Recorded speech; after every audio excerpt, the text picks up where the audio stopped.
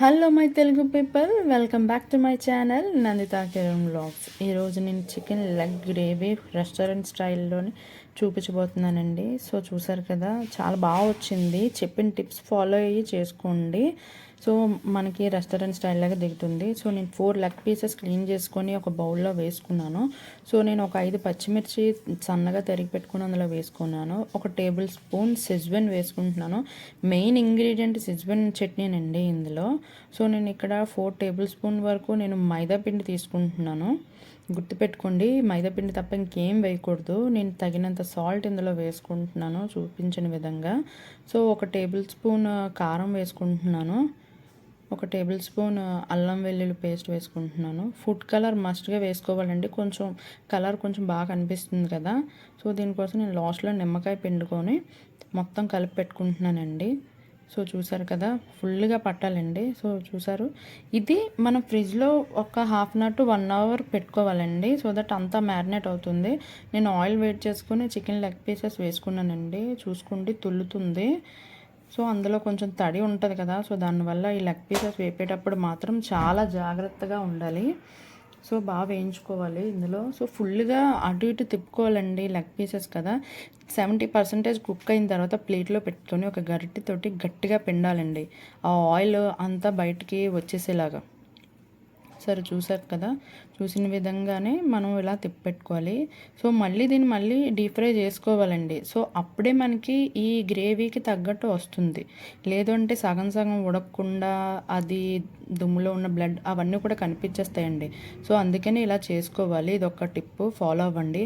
ముందుగా మనం పెట్టుకున్నాం కదా, ఈ వాటర్ని మళ్ళీ మనం గ్రేవీకి యూజ్ చేసుకుంటామండి. సో నేను కొంచెం వాటర్ వేసుకొని మొత్తం అంతా కలుపుకొని పక్కన పెట్టుకుంటున్నాను. సో మళ్ళీ డీప్ ఫ్రైకి అందులో వేసుకుంటున్నాను. 70% కదా కుక్ అయింది. ఇప్పుడు 100% కుక్ అయ్యేలాగా మళ్ళీ మన ఆయిల్లో డీప్ ఫ్రై చేసుకోవాలి.